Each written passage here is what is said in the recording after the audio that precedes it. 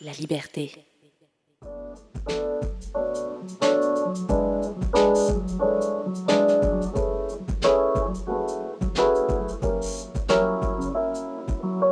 Bienvenue dans Baladar, là où de jeunes Manitobaines et Manitobains nous font découvrir les richesses culturelles et artistiques de la francophonie d'ici et d'ailleurs. À travers leurs rencontres avec des artistes et personnalités locales, ils font rayonner la culture et les arts de chez nous, de la littérature au patrimoine, en passant par la musique, le théâtre, le cinéma et les arts visuels. Place aux jeunes de Baladar.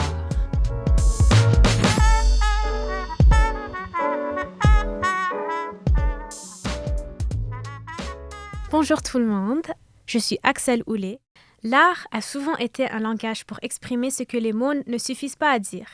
C'est particulièrement vrai lorsqu'il s'agit d'émotions délicates ou de tabous. Dans son exposition Rester sur sa faim, l'artiste céramiste Solange Roy explore avec délicatesse des thèmes universels. À travers des sculptures qui jouent avec les formes de la gourmandise et du sucre, elle transforme des objets alléchants en métaphores profondes, celles du désir inassouvi, de la frustration et de la quête de sens.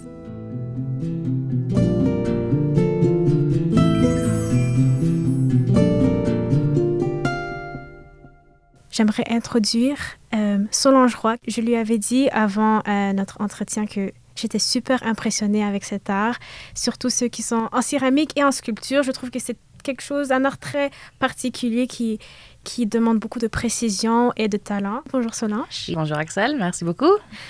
Est-ce que tu peux nous parler un peu de toi, qui tu es et ton parcours? Oui, absolument. Ça fait maintenant presque 9 ans que je fais de la céramique. Donc, j'ai commencé au secondaire avec ma professeure Roberta Decock. Et c'est depuis ce temps-là que j'ai un peu tombé en amour avec le médium. Donc, j'ai poursuivi une carrière et j'ai commencé par faire mes 4 ans à l'Université du Manitoba, donc en Beaux-Arts. Mm-hmm. J'ai gradué avec honneur en 2022 et ça fait maintenant depuis ce temps-là que je fais carrière en art. Donc, c'est un peu un millimélo de boulot, être artiste. C'est un peu commission, donc des travaux sur mesure. Ou aussi, c'est des ateliers, soit pour adultes, soit pour jeunesse. Récemment, j'ai fait des ateliers avec le programme Artists in Schools. Okay. Donc, je suis allée dans des écoles au Manitoba et j'ai appliqué pour une subvention pour ces ateliers-là qui m'a permis de faire des ateliers pas mal avancés et aussi beaucoup plus complets pour des grands nombres de jeunes. Donc, ça, c'était vraiment une bonne expérience que j'ai beaucoup aimée parce que j'aime beaucoup enseigner. D'accord. Okay. Un peu le but, un peu fin de carrière, c'est d'être professeur d'université. Mais pour ça, je voulais plus d'expérience avant de faire ma maîtrise. Donc, c'est pour ça que je fais un peu comme un 5 ans sans études pour poursuivre ma maîtrise. OK, yeah. Super.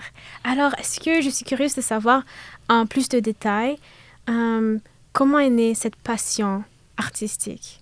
J'étais toujours un peu une jeune un peu artistique. Donc, j'ai commencé en aquarelle, en dessin, et j'ai découvert que je n'aimais pas dessiner. Je sais pas pourquoi, mais j'ai toujours eu un peu de difficulté à penser en 2 dimensions. Okay. Mais là, quand j'ai découvert la céramique, je me suis dit, this makes sense. Comme penser en 3 dimensions, pour moi, c'est beaucoup plus simple. C'est vraiment un médium d'art qui fonctionne très bien pour moi et mon style. Je trouve que je peux aussi mettre autant de détails que je veux ou moins de détails si ça aide au morceau précis. Ça me permet aussi d'explorer tellement de différents médiums dans le médium parce que le médium de céramique, c'est quelque chose de très, très vaste. Tout ça pour dire que, c'était comme love at first sight, on peut dire, avec la céramique. OK. Je trouve ça super intéressant que tu dis que c'est quelque chose que pour toi, c'est venu plus naturellement comparé au dessin, quelque chose de 2 dimensions. Parce que normalement, ce sera l'opposé, disons. Mais ça se voit que c'est vraiment quelque chose inné en toi, je pense.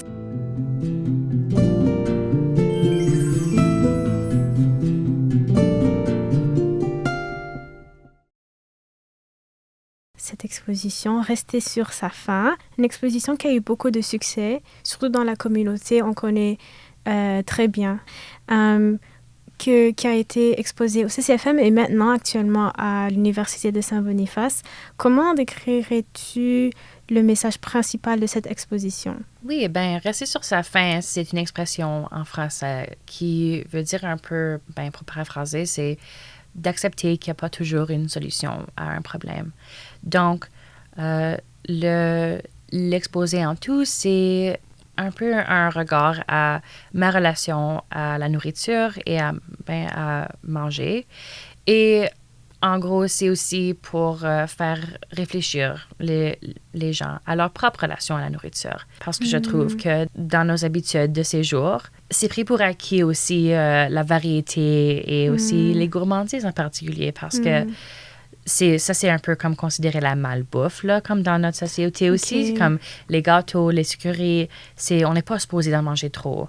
Donc, c'est aussi pour ça que je touche plus sur les pâtisseries, les sucreries dans mon exposé. C'est ça, la nourriture qui est un peu interdite. C'est un peu une exposition pour réfléchir à la nourriture, à la consommation, à la gourmandise et un peu aussi à notre propre relation et comment on voit la nourriture nous-mêmes. OK. Je trouve que c'est une thématique très spéciale et je n'ai jamais vraiment vu cette thématique explorée dans une autre exposition, une autre collection d'art. Donc, je trouve que c'est quelque chose de très original avec ça, oui.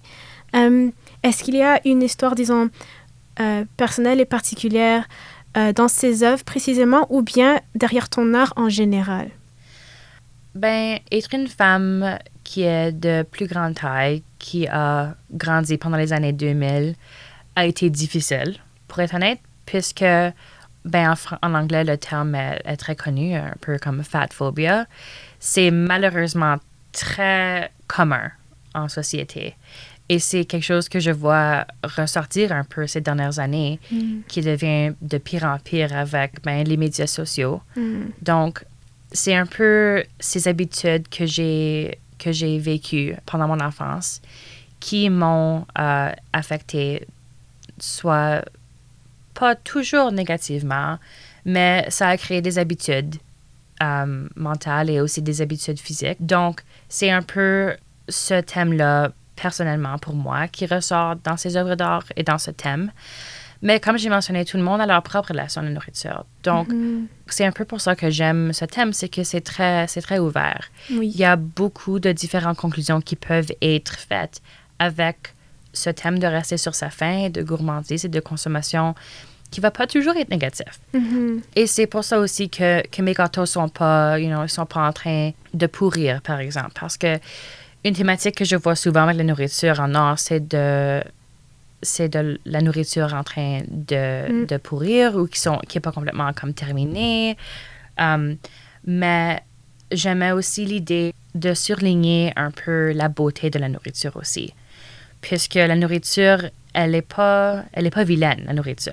Voilà. Elle est là pour te nourrir et c'est à toi de décider comment.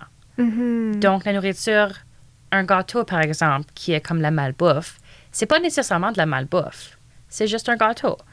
Donc, c'est pour ça un peu pourquoi les gâteaux sont si, on peut dire, parfaits. Il n'y a pas comme les beignes, les pommes friandises. Il n'y a pas une seule imperfection parce que je voulais aller plus loin dans le surlignage de la beauté de la nourriture parce que un vrai beigne et un vrai gâteau va avoir des imperfections. C'est ça, oui. Mais, et aussi, mon art a aussi des imperfections. C'est pas tout parfait. Mais presque j'essaie... parfait. Merci. À mon avis. Mais j'essaie le plus que autre chose de rester sur cette perfection-là. Puis aussi, dans ce cadre-là, j'utilise certaines glaçures pour mon art qui sont plus brillantes que d'autres glaçures. Donc, on peut dire comme high gloss glazes. Donc, une glaçure, c'est juste une peinture à céramique. Mais j'aime utiliser les glaçures qui ont beaucoup de brillance parce que c'est un peu comme un mirror glaze en vraie pâtisserie. Mais les vrais gâteaux vont jamais être si brillants que ça. Même chose avec les beignes, les pommes. Donc, c'est un peu comme surreal, on peut dire, comme les pâtisseries et gourmandises qui sont si... un peu comme more than life. Non, mais je trouve ça très joli, un peu comme tu as dit, montrer la beauté des choses, un peu de tous les jours, disons, mais c'est vraiment comme amplifier la beauté. Et puis, je trouve que le titre aussi peut être interprété de manière littérale, je peux dire, rester sur sa faim, qu'on se met en avant de ces sculptures alléchantes, mais impossible à goûter parce que en même temps, ce n'est pas un vrai gâteau. Et puis, mais ça donne envie quand même, ces petits gâteaux parfaits.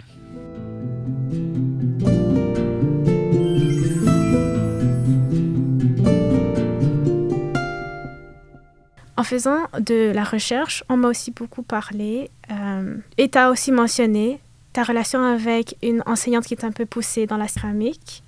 Est-ce que tu peux parler un peu plus de cette relation avec cette personne en particulier? Oui, donc je l'avais mentionné, oui, Roberta de Kock. Elle était mon enseignante d'art au secondaire au centre scolaire Léo Rémillard pendant mes années d'études. Elle est malheureusement morte de cancer il y a quelques années. Et c'est un peu bizarre de perdre quelqu'un comme ça qui avait eu un tel grand effet dans ton parcours professionnel et aussi personnel. Mais on était proches, mais on n'était pas comme très proches. Elle était une adulte dans ma vie qui m'inspire toujours de ses jours, mais c'est un peu compliqué comme relation, puisque je crois que si elle était toujours en vie, elle serait dans ma vie, j'espère en tout cas beaucoup, puisque avec son poste au CSLR, j'aurais aimé retourner et enseigner un peu peut-être avec elle des ateliers comme j'ai fait dans les écoles à Artisan School. J'aurais beaucoup aimé aller enseigner avec elle et un peu faire un peu comme elle a fait pour moi, inspirer des jeunes à faire de l'art, puisque je ne sais pas si j'aurais même eu la chance ou le désir de poursuivre une carrière en art si ce n'était pas pour ses influences. Oui. Donc, c'est pour toutes ces raisons-là qu'elle m'inspire toujours aujourd'hui et aussi pourquoi je voulais l'honorer avec mon exposition récente au CCFM, puisque c'était le lieu parfait, puisqu'elle était une grande partie de la communauté francophone. C'est vraiment juste dommage, tellement de potentiel gaspillé par une maladie qui arrache tellement de vie, vraiment. Oui. Et puis, désolée pour ça. Ouais, c'est correct, mais merci quand même, oui. C'est dommage. Je pense que y a beaucoup de personnes qui réalisent pas, ou bien même qui réalisent combien un enseignant peut vraiment marquer son parcours et combien c'est important aussi l'influence qu'on a en tant qu'enseignant. Je sais que j'ai cette expérience personnellement aussi de professeurs qui m'ont un peu, je ne vais pas dire influencé, mais inspiré mon parcours. Et donc, ouais, je comprends de cet angle-là. Et donc, pour finir, je vais te demander, j'ai trouvé ça encore super intéressant, la thématique de rester sur sa faim, explorer ce concept de rapport avec la nourriture, notre connexion avec les aliments en général, le comportement humain. Est-ce qu'il y a d'autres thématiques qui sont en train d'inspirer ton travail actuel, comme d'autres thématiques que tu veux explorer dans ton art?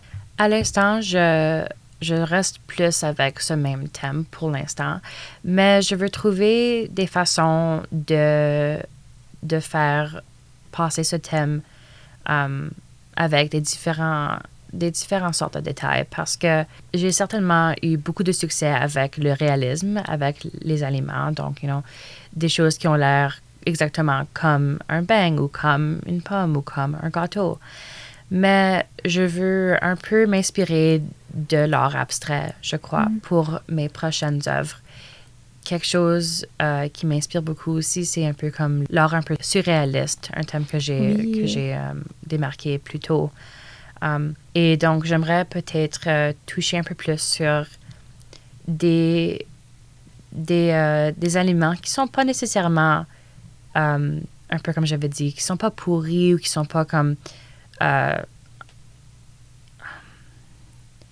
en morceaux, mais des aliments qui sont pas exactement comme on les voit en vraie vie. Donc, c'est quelque chose que j'explore toujours. Et le même thème, mais exploré et exprimé un peu d'une différente façon. Donc, quelque chose un peu de nouveau, mais qui va pousser mon art dans une direction un peu différente, mais quand même en gardant le même thème et aussi le même niveau de détail, mais un peu changer le mal de place, on pourrait dire. OK, super. Je trouve ça super intéressant et super inspirant. J'ai très hâte de voir la prochaine collection, prochaine exposition d'art. Merci beaucoup, Solange, d'avoir pris le temps de discuter avec moi aujourd'hui. Mon plaisir, merci beaucoup.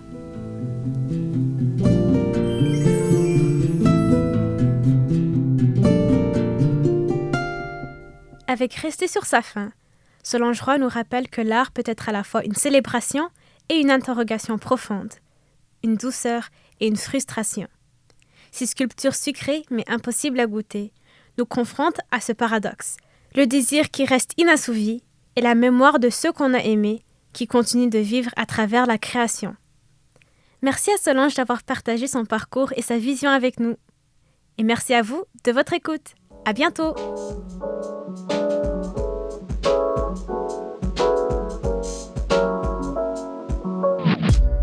Vous venez d'écouter un épisode de Baladar, une série audio produite par La Liberté, rendue possible grâce au soutien financier de Patrimoine canadien. Conception de cet épisode, Axel Houlé avec l'aide de Morgane Lemay. Enregistrement et montage, Alicia Régnier, Martha Guerrero et Mehdi Bérédad.